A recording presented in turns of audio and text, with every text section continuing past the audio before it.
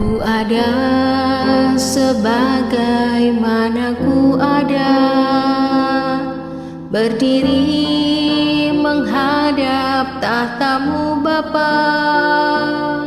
Semua karena anugerah-Mu yang telah selamatkanku. Ku hidup dalam segala kelimpahan, ku layak untuk melayani Tuhan. Semua karena anugerah-Mu tercurah bagiku. Besar anugerah-Mu, berlimpah kasih-Mu. Semakin hari semakin bertambah besar anugerah-Mu.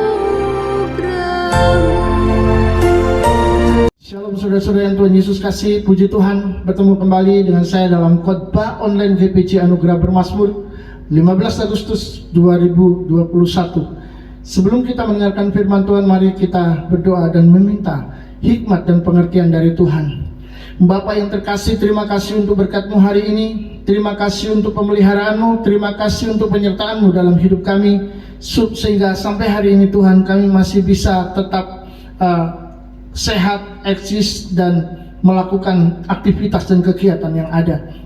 Kami meminta pimpinan Tuhan, kami meminta kuasa Roh Kudus bekerja di dalam kami, sehingga hari ini Tuhan, ketika kami menerima dan mendengarkan berita firman-Mu, kami diberkati, bahkan kami dapat memberkati kembali orang lain.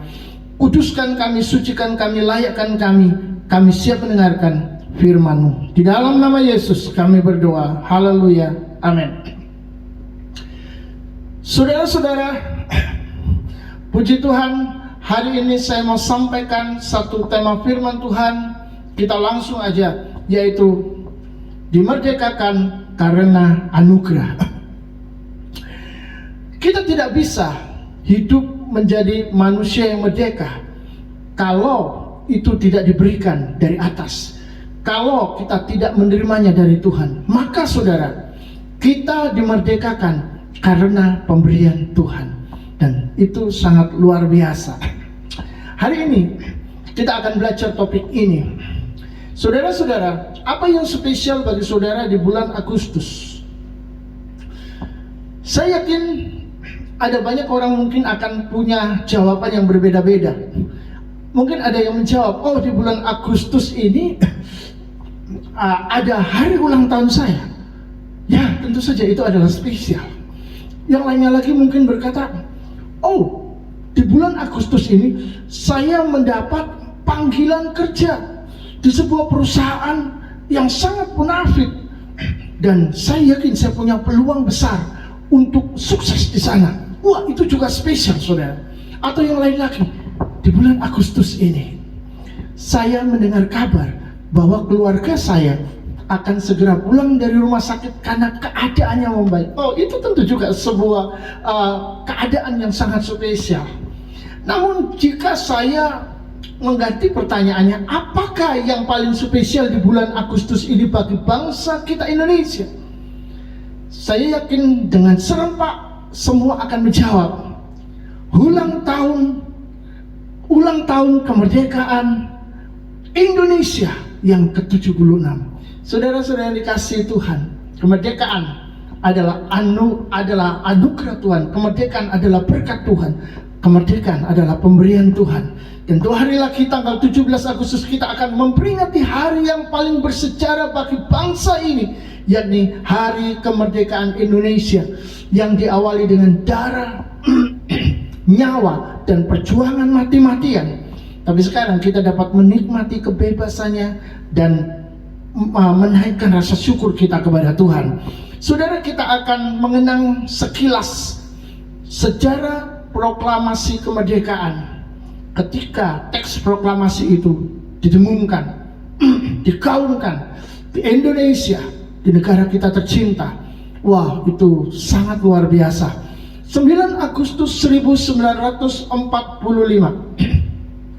Jepang lumpuh, Jepang lemah karena kota Hiroshima dan Nagasaki dihantam oleh bom atom. Dan pada tanggal 15 Agustus 1945, Jepang menyerah kepada sekutu. Dan saat itu Jepang juga berencana untuk melakukan pembentukan persiapan kemerdekaan Indonesia. Mereka akan membentuk sebuah panitia persiapan dan kita kenal sebagai PPKI. Jadi saudara-saudara, golongan tua, Insinyur Soekarno, Muhammad Hatta dan yang lain-lain sangat menanti-nantikan hari itu. Tetapi para pemuda, golongan muda ternyata tidak bisa menunggu lama-lama. Mereka tidak bisa bersabar. Jadi saudara-saudara, mereka menculik Soekarno dan Muhammad Hatta, melarikan ke Karawang, dan mereka diminta untuk menyatakan kemerdekaan Indonesia. Akhirnya disepakati sebuah keputusan besar dan luar biasa, yakni untuk menyatakan Indonesia merdeka. Dan hari itu saudara-saudara dikenal dengan peristiwa Rengas Dengklok ya. Akhirnya proklamasi diumumkan di Jakarta, dan saat teks proklamasi itu sudah dirumuskan, akhirnya diketik oleh Sayuti Melik, dan bendera merah putih dijahit oleh Fatmawati, istri Soekarno. Dan tanggal 17 Agustus benar-benar proklamasi itu digaungkan, proklamasi itu disuarakan, diumumkan, dan orang-orang Indonesia, bangsa Indonesia benar-benar mengalami suatu perubahan kehidupan yang sangat drastis dan luar biasa. Saudara-saudara, teks dibacakan, kami bangsa Indonesia dengan ini menyatakan kemerdekaan Indonesia. Hal-hal yang mengenai pemindahan kekuasaan dan lain-lain diselenggarakan dengan cara seksama dan dalam tempo yang sesingkat-singkatnya. Jakarta, hari 17 bulan 8 tahun 45, atas nama bangsa Indonesia, Soekarno-Hatta. Wow, saudara-saudara, sangat singkat sekali kata-katanya. Tetapi jangan bermain-main dengan kata-kata yang singkat itu, karena di dalamnya ada satu kekuatan besar, ada punggur besar. Indonesia sudah merdeka. Indonesia tidak lagi dijajah oleh penjajah. Saudara-saudara, saya membayangkan betapa bahagianya bangsa ini waktu itu. Pakik merdeka pasti disuarakan sangat kuat dan sekencang-kencangnya. Merdeka, merdeka, merdeka. Mengapa? Karena mereka sudah sangat tertekan menahan perasaan dijajah selama ratusan tahun dari Belanda dan Jepang. Saat SMP guru PMP saya, pendidikan moral Pancasila, memberikan sebuah pertanyaan kepada para murid. Dia bertanya, siapakah yang memberi kemerdekaan kepada bangsa Indonesia? Apakah tentara sekutu ataukah tentara Jepang? Saudara-saudara, tentu saja pada saat itu kami sangat bingung menjawab.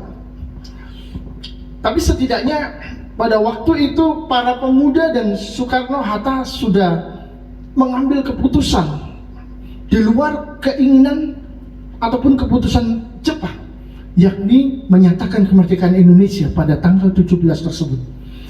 Saudara-saudara,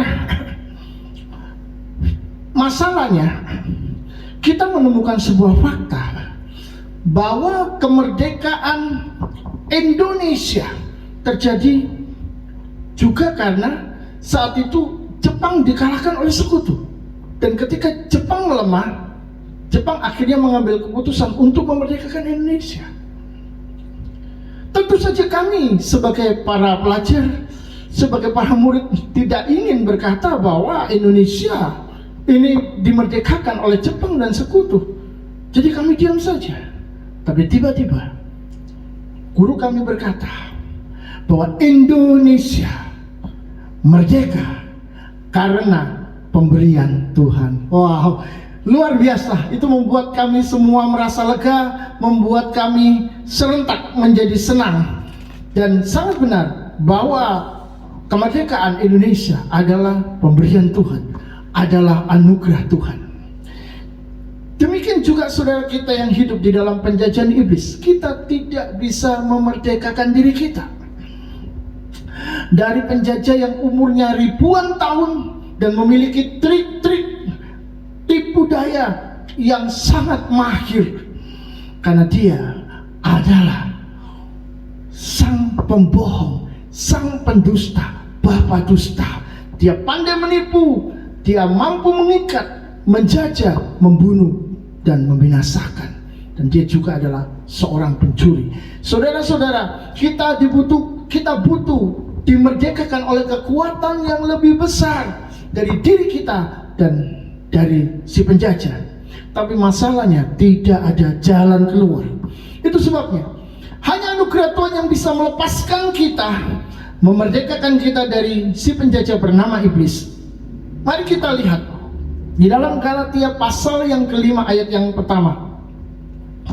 Supaya kita sungguh-sungguh merdeka, Kristus telah memerdekakan kita. Karena itu berdirilah teguh dan jangan mau lagi dikenakan kuk perhambaan. Supaya kita sungguh-sungguh merdeka, Kristus telah memerdekakan kita. Tidak ada Kristus, tidak ada kemerdekaan. Karena itu berdirilah teguh kalau sudah merdeka, supaya tidak dikenakan lagi kuk perhambaan.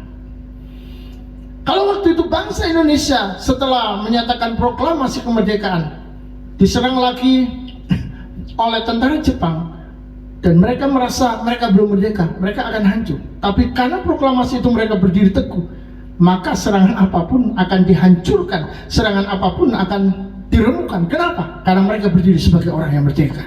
Luar biasa, kita adalah orang-orang yang merdeka. Jadi saudara-saudara, kita tidak perlu lagi hidup di dalam kuk perhambaan. Kristus memerdekakan kita.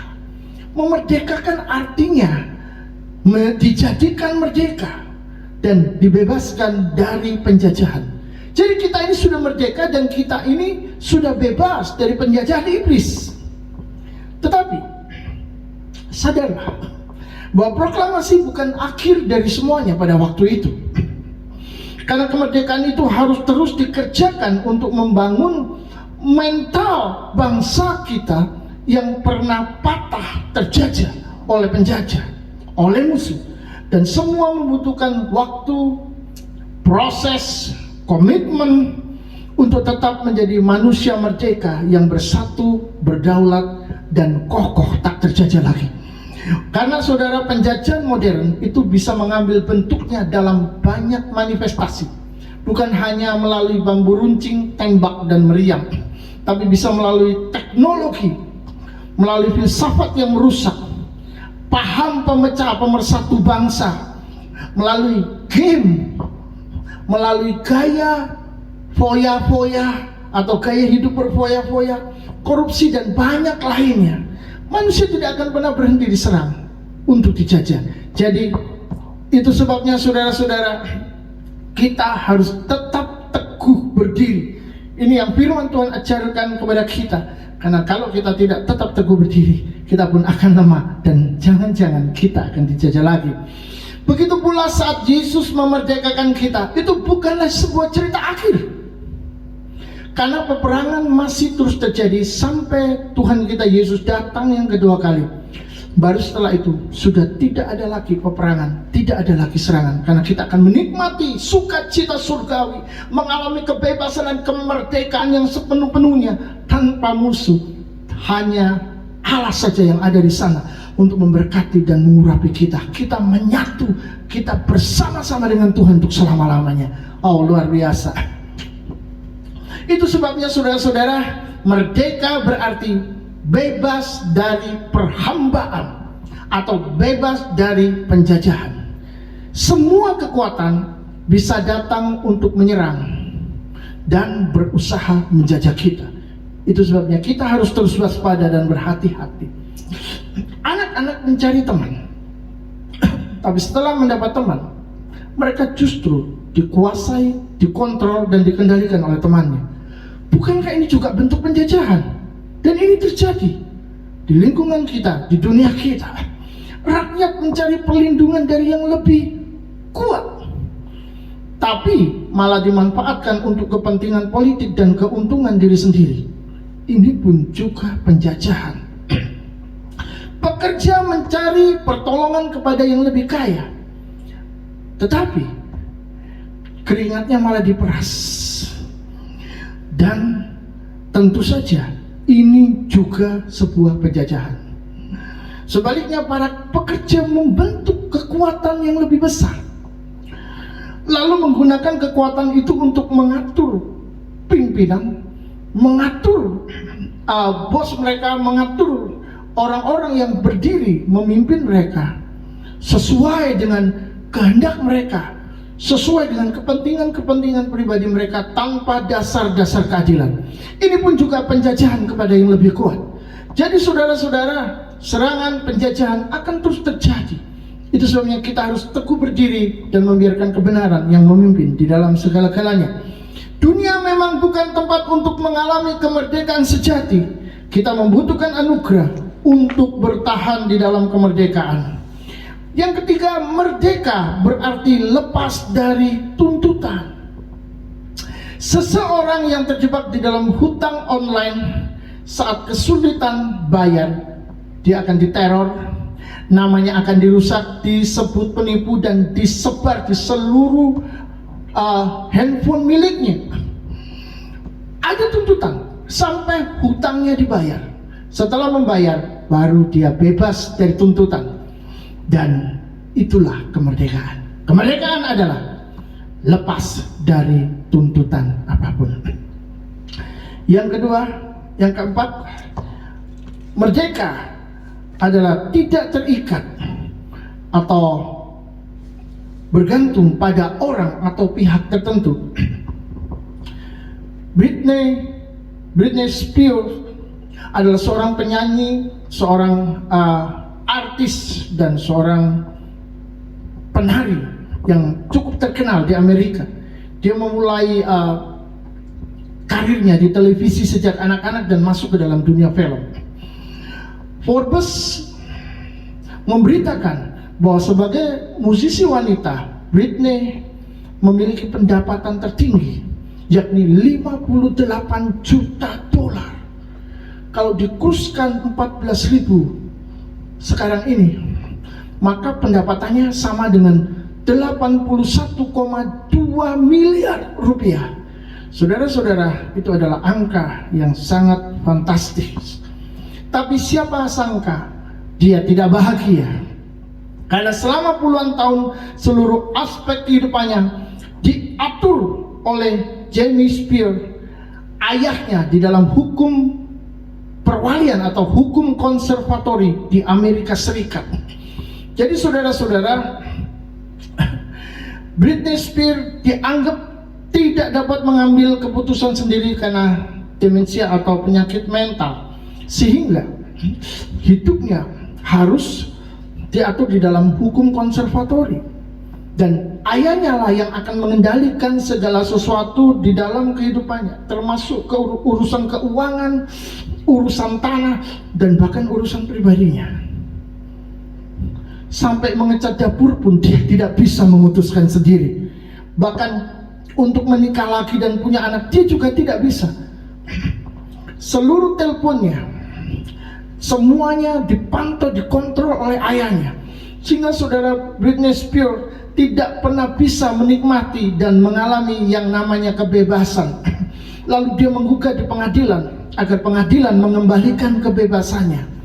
Britney Spears merindukan kemerdekaan, ingin keluar dari keterikatan atau ketergantungan dari pihak tertentu dari orang tuanya sendiri. Kemerdekaan adalah kebebasan, tidak terikat dan tidak terjajah lagi. Sebentar kita akan mendengar kesaksian dari seorang ibu yang diteror oleh roh jahat selama beberapa tahun. Dan puji Tuhan, dia dilepaskan oleh Tuhan dari jerat iblis. Shalom saudara dikasihi Tuhan, nama saya Susan. Saya mau menyaksikan cinta kasih-Nya Tuhan yang begitu luar biasa dalam kehidupan saya. Kalau beberapa tahun yang lalu saya mengalami sakit yang begitu aneh, yaitu setiap maghrib kaki saya berair dan saya tidak bisa makan. Itu kalau makan sampai saya sering masuk keluar di rumah sakit. Namun ketika saya bertemu dengan putri pendeta dan saya bertanya, "Kamu lagi telepon siapa?" Terus putri pendeta tersebut menjawab, "Saya lagi telepon pendeta Ferry." Dia bercerita seperti itu. Kemudian saya berkata, "Tolong kenalkan saya sama bapak pendeta tersebut supaya saya bisa disembuhkan melalui beliau."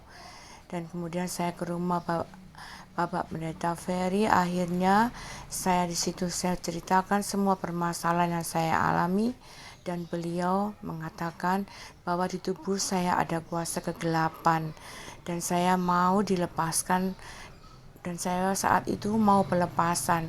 Kemudian saya dilepaskan, puji Tuhan. Tapi beberapa hari kemudian saya mengalami saya tidak bisa melihat.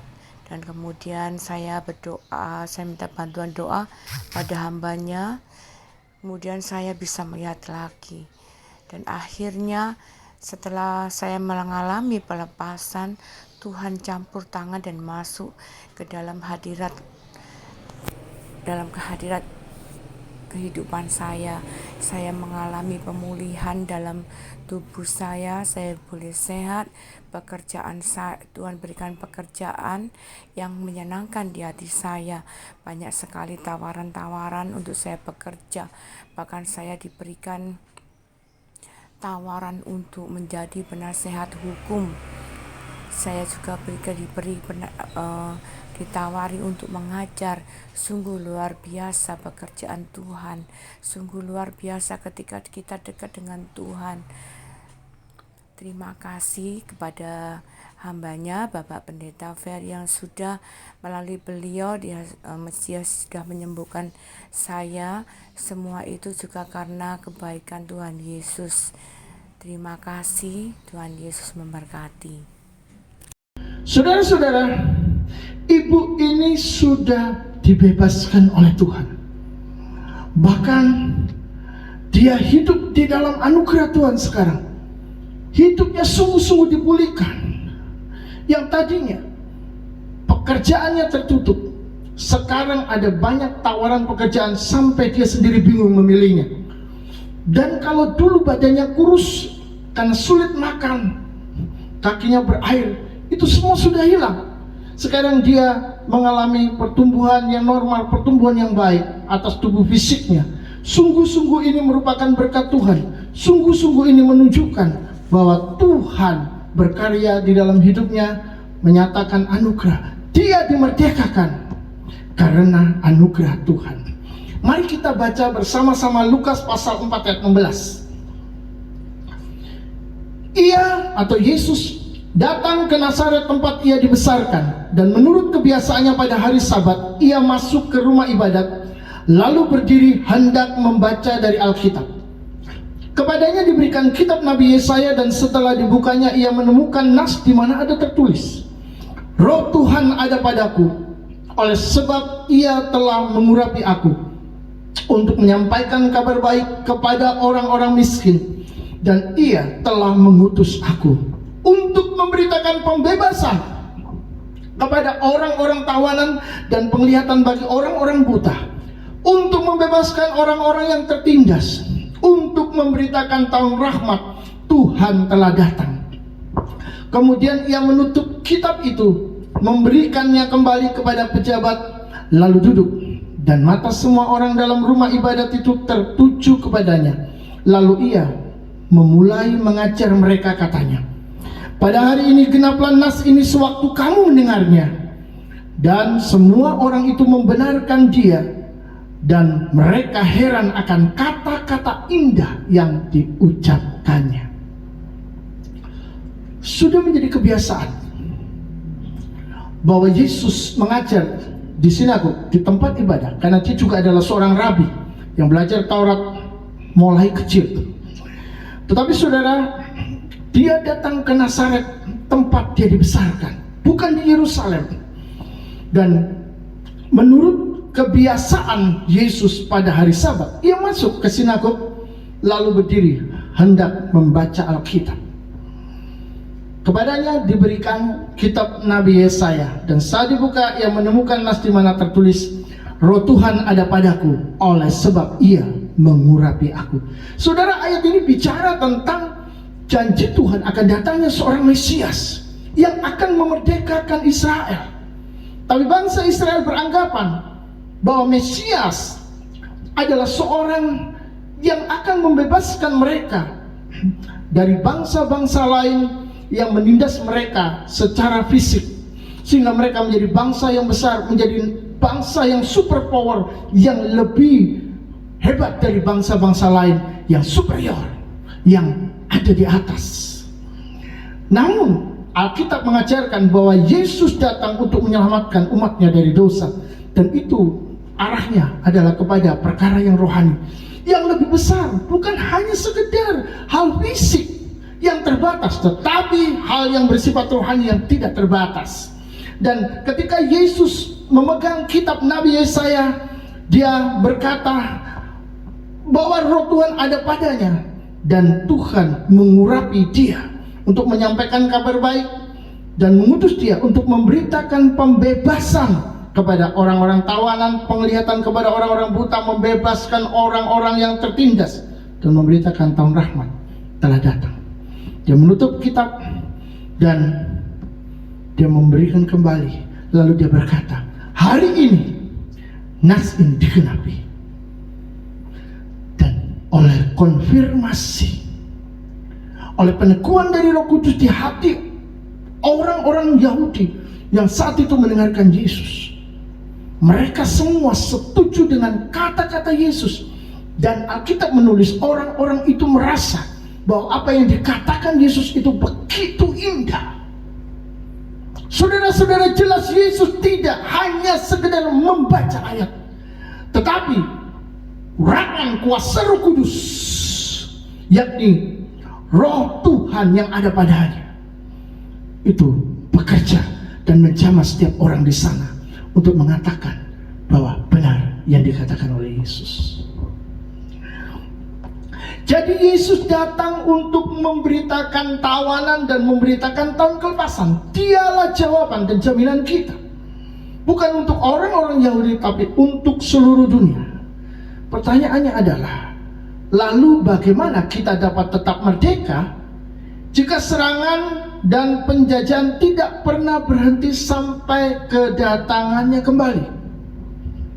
Saudara-saudara, firman Tuhan berkata di dalam surat 1 Petrus 2 ayat yang ke-16, hiduplah sebagai orang merdeka dan bukan seperti mereka yang menyalahgunakan kemerdekaan itu untuk menyelubungi kejahatan-kejahatan mereka, tapi hiduplah sebagai hamba Allah. Inilah kuncinya. Merdeka itu adalah tetap hidup sebagai hamba Allah, bukan hamba diri sendiri, bukan menuruti keinginan sendiri, tetapi menuruti kehendak Tuhan. Bukan tunduk kepada diri sendiri atau kepada orang, tetapi tunduk kepada Tuhan dan melakukan apa yang Tuhan mau dalam hidupnya. Jadi saudara-saudara, ketaatan dan ketundukan kepada firman-Nya itulah yang akan mempertahankan kemerdekaan kita. Kalau kita ingin merdeka, kita harus hidup menghamba kepada Yesus. Keselamatannya adalah kemerdekaan, kebebasan, dan kemenangan kita. Semua terjadi karena anugerah Tuhan. Itu adalah sebuah pemberian, bukan usaha kita. Kita tidak punya peran sedikit pun untuk mengadakannya. Tetapi ingatlah bahwa setelah dimerdekakan, kita harus mengisinya. Kita harus membangun sebuah kekuatan yang luar biasa untuk memerdekakan orang lain. Hari ini ada 4 hal yang perlu kita ingat. Yang pertama, kemerdekaan tidak bisa kita usahakan sendiri. Butuh Yesus yang lebih kuat dari iblis untuk melepaskan kita dari ikatan jahatnya. Karena kita ini lemah, kita tidak bisa, tapi Yesus bisa. Yang kedua, kemerdekaan di dalam Yesus yang kita alami bukanlah akhir dari segala sesuatu, dari semuanya. Karena saudara, peperangan kita belum berhenti sampai Tuhan Yesus datang yang kedua kali. Jadi ketika kita dimerdekakan bukan berarti semuanya selesai. Kita masih terus harus mengerjakan keselamatan itu dengan takut dan gentar. Yang ketiga, mempertahankan kemerdekaan yang Dia berikan hanya dengan satu jalan, yaitu hidup menghamba kepada Yesus. Kalau kita tidak mau hidup sebagai seorang hamba dan kita berdiri sendiri dan berkata, aku punya hidupku sendiri, mau orang bilang apa, lu ngomongin gue bodoh amat. Lu tegur gue, nasihati gue bodoh amat, gue masa bodoh. Gue tidak peduli dengan kata orang, gue tidak peduli dengan pendapat orang. Gue punya jalan hidup sendiri, gue mau jalan sendiri. Saya khawatir ketika Tuhan juga ngomongin kita, kita berkata, lu ngomongin gue bodoh amat. Lalu jangan diteruskan, saudara, lu munafikin gue masa bodoh begitu. Saudara-saudara yang dikasihi Tuhan, ketika kita tunduk menghamba kepada Yesus, maka itu berarti kita tunduk menurut, kita taat kepada Tuhan. Dan disitulah kemerdekaan bisa dipertahankan. Yang keempat, hidup dalam kemerdekaan yang Dia berikan membawa kita menikmati anugerahnya. Jadi pertahankanlah. Amin. Tuhan memberkati. Besar anugerah-Mu, berlimpah kasih-Mu, semakin hari semakin